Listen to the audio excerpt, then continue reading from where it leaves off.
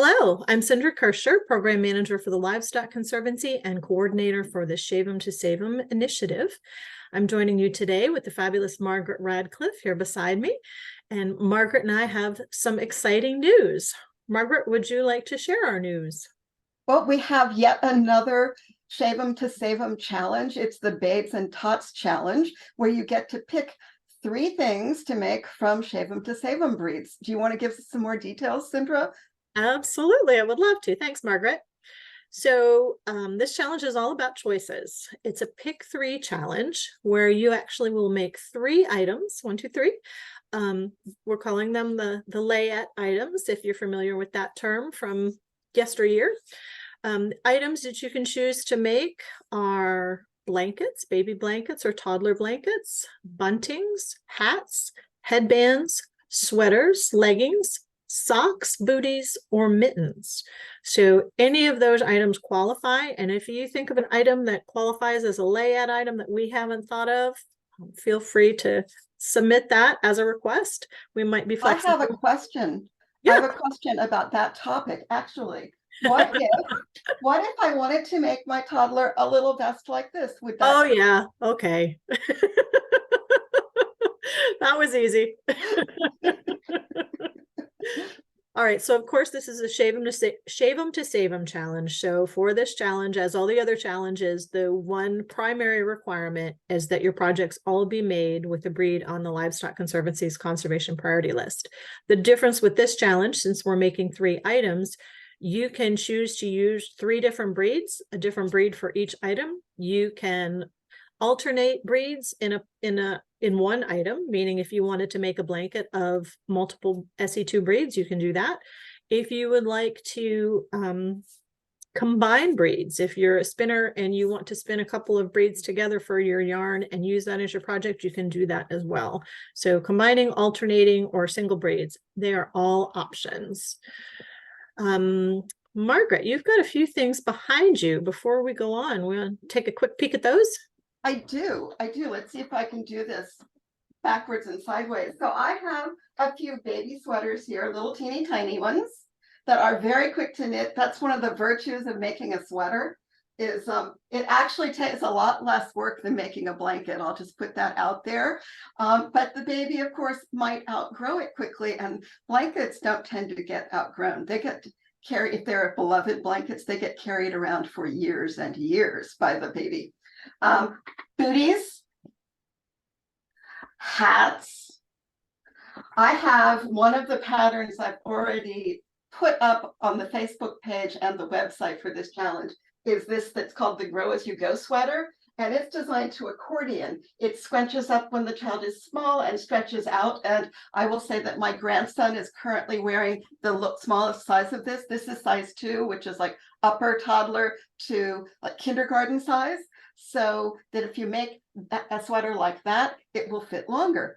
I don't have an exhaustive group of garments here because I don't have any leggings handy or headbands. I didn't have any mittens the right size. They tend to get worn out in my experience or lost. So I don't have them in my collection. And my kids are now in their 30s. So the things I made for them have been set aside long, long ago. I do have just a few of these things were actually made with Shave 'em to Save 'em breeds. Most of them were not, because they were made by me long before Shave 'em to Save 'em began. What, 4 years ago now? 4.5, almost 5.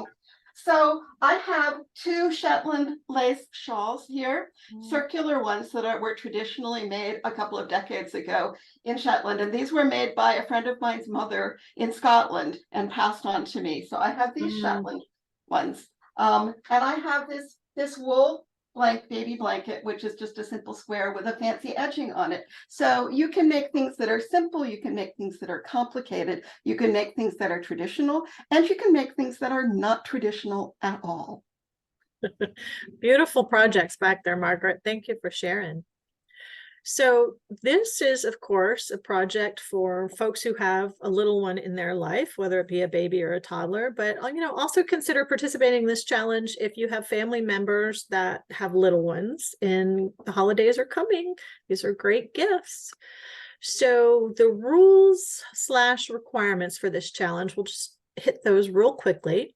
So I mentioned create, the first rule, create 3 layette items for a baby, toddler, or if you have both a baby and a toddler in your life, you can do different sized items. We're trying to keep this pretty wide open for you. Your projects must be constructed with 100% rare wool from one or more breeds on the Livestock Conservancy's conservation priority list. Must only use wool from sheep recognized as purebred on the Livestock Conservancy's conservation priority list, meaning no crossbreeds. Buying fiber from registered sheep ensures their purebred status. So if you're not sure whether the wool that you're looking at is from a purebred sheep, it's a good thing to ask the shepherd if you're buying from a shepherd. Like I said, you may mix and match SE2 breeds for your projects, and you may blend SE2 breeds for your projects. And you may And do. if I could add right now, because we haven't said it, although all the things behind me were knitted, you can mix and match any kind of fiber art. So you could do felting, you could do weaving, crochet, null binding, and so on. And as I consider what I myself would like to do for this challenge, because I have the first birthday of my first grandson coming up at the end of November, as well as Christmas, is that I plan at least to do one felted project, which is a pair of felted booties or slippers, in addition to knitting the others, or maybe I might crochet something. It's a little bit outside of my comfort zone, but I like to use these challenges to make small objects in ways that I'm not used to so that I can grow as a fiber artist. Yeah, Margaret, thank you so much for mentioning that. This challenge is open to all fiber crafts. Margaret's wheelhouse is knitting, but we would love to see anybody who wants to do some felted items, do some woven items, crocheted items, everything qualifies for this challenge. Thanks, Margaret. Okay, let's talk about dates and topics. So this is coming up pretty quickly. The challenge actually starts Monday, October 23rd of this month, actually. And the first topic is getting started, breeds and patterns. Margaret, do you want to talk about that just real quickly? Well, probably for a baby, you're going to want to look for the breeds that are softer generally, and not the ones that are known for their good properties for making things like rugs. So I put on the Facebook page and on the dedicated web page for this challenge, there should be a list of breeds and some notes from me about which breeds to look at. My favorite, I think, and traditionally would be Shetland, because Shetland comes in a number of grades, and you want to look for grade 1 or grade 2, which is the soft, fine Shetland. And if you're not sure what you're going to get, ask the shepherd to see, is this a fine wool Shetland or is it one of the coarser ones? You should be able to get wool that's fine enough to go against a baby's skin that way. Other breeds that are fine are CVM. Rommel Dale's, the CVM is the rare breed. My mind is going blank.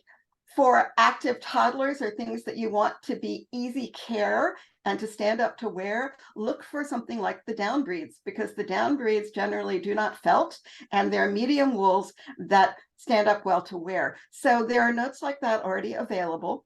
And I've also put some patterns out there, but it's a lot harder for me to make recommendations for patterns than for the breeds of wool. There are only, 24 breeds now in the conservation priority list?